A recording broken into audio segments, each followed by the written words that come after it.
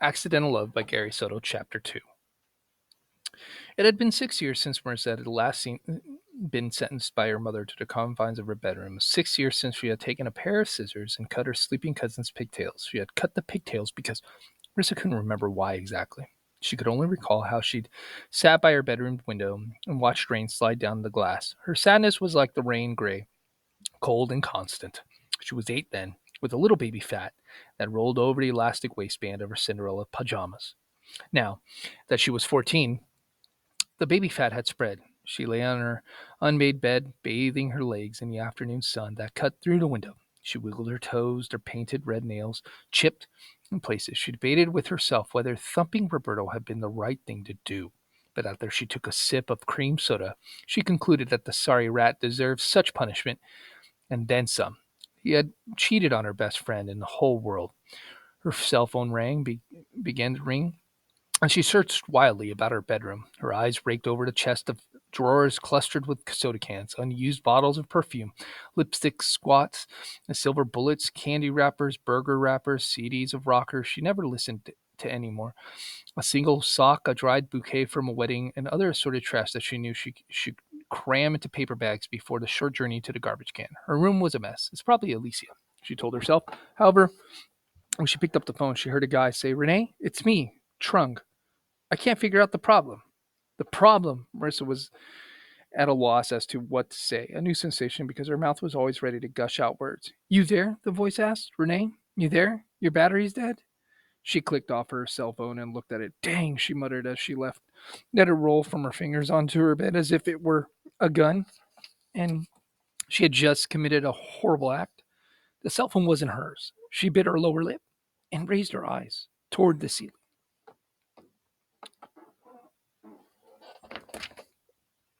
"I bet it belongs to the other guy,"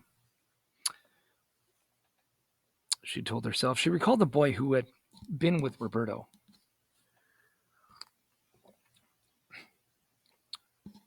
The one who had finally pulled her away from him,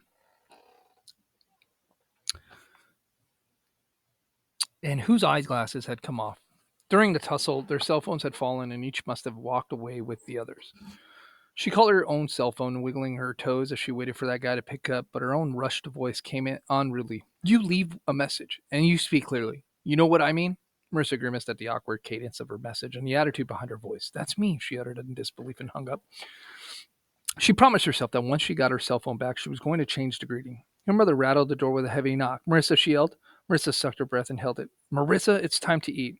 Marissa pocketed the cell phone, let her breath out like a deflating balloon, and yelled, "Okay, okay." She brushed her hair behind her ears, checked her face in a mirror on the wall, and muttered, She's always on me." Dinner time, Marissa's father sat on one end of the table. He had the eyes of a he had the eyes of a worker who wakes up before dawn and starts off for the day as the pinkish sun appears in the east. They were tired, puffy, and half closed. Her father was a carpenter, a man who often returned home with flakes of wood in his thin graying hair. His rough hands were sometimes bleeding, his fingertips puffed from hits with his hammer. Marissa plopped onto a chair at the kitchen table. The fourth chair where her brother's Ralphie used to sit held a basket of clean laundry. Her brother had gone away to Bakersfield. Now it was usually only three of them, and sometimes Lisa and sometimes one of the many aunts. "Hey, Dad," Marissa greeted. She scooted her chair in and picked up her spoon. Her father wagged his head, his way of saying hi. He was a quiet man who preferred gestures to long-winded sentences. "Tell him what happened," her mother started in immediately. "Here we go," Marissa thought. "Dinner talk about my wicked, wicked ways." She played dumb and said, "What?" "You know what." Her mother blew on her bowl of abundigas. The source of the hot broth rippled. "You mean that I skipped school and went to see Alicia?" I know Dad would go to see his best friend if he was in a hospital." She looked at her father, who was dipping a chunk of sourdough bread into his soup. "Huh, Dad?"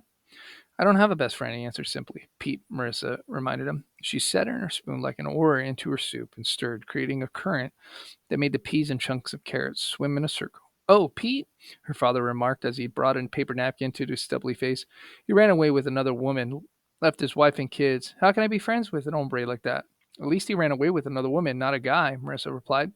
Then she wished she could pull back that string of words and push it down her throat. It was rude, she realized, inconsiderate, and yes, plain dumb.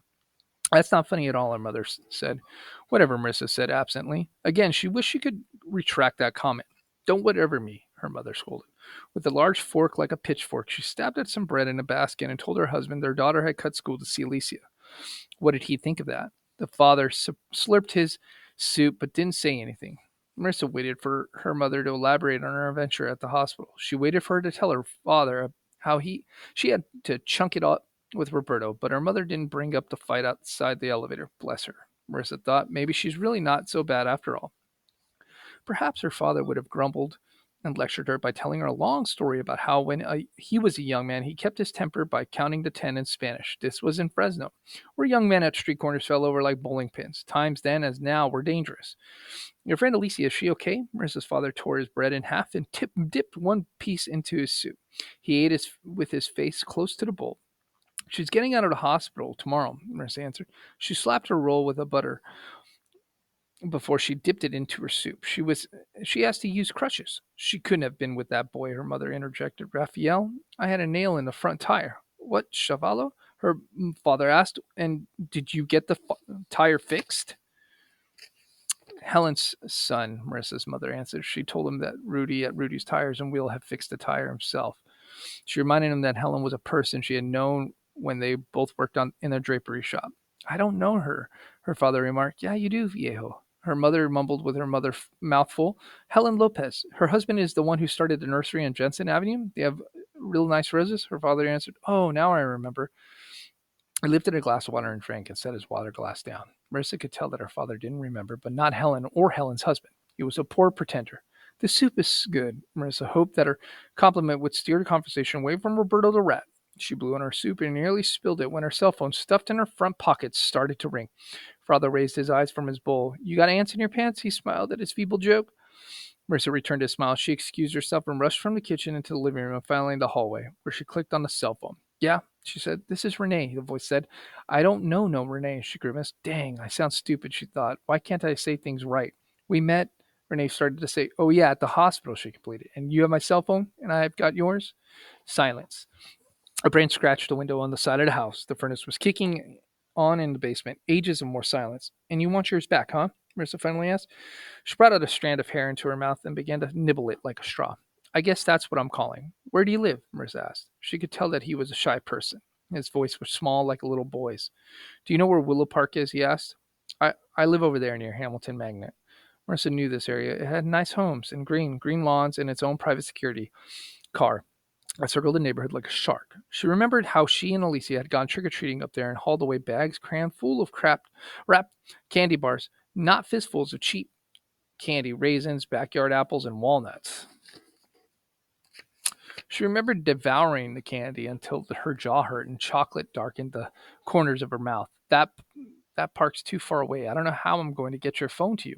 I got a bike, he replied. Do you go to Washington with Roberto? I can meet you tomorrow. If you want to, she said. How do you know Roberto anyway? I tutor him in math. Marissa cringed at the sound of her mother's voice calling from the kitchen. She was yelling, Marissa, you gotta help with the dishes. Marissa held the phone away from her mouth. I'm talking on the phone, Mom, she screamed in return. When her mother didn't cry, then get off the phone. Marissa raised the cell phone back to her ear. Sorry, she told Renee. Can you meet at 3:30? How about 4:30? Renee asked. I got a chess meeting. Chess meeting? She nearly exclaimed, but she held her tongue and agreed to meet in front of her school. She hung up and stared at the phone, trying to reassemble what the boy looked like. Her memory could only bring up Roberto's startled look when she landed an impressive punch to his gut. Dishes, Marissa's mother yelled. Marissa returned to the kitchen. She slurped the rest of her soup and nearly a roll into her mouth before she thought better of it. She wasn't hungry. Plus, she could always hear her mother's footsteps paddling toward the kitchen. Her mother would badger her about eating too much. One bowl of soup would be enough for any girl, she thought for a moment. That it was like a prisoner's food, bread and water. Her mother came into the kitchen. Mira, she said. She waved something in Marissa's face that her first she thought was a dead bat. You washed your black socks with the whites. I didn't do it, Marissa snapped back. What? Did the sock walk into the whites and say bleach me? Mother started to stuff the leftover rolls into the plastic bag. Marissa plucked the once black sock from her mother's hand and pushed it into her back pocket like a flag used in a flag football. Mija, I don't want you to cut school again, her mother said softly. I won't.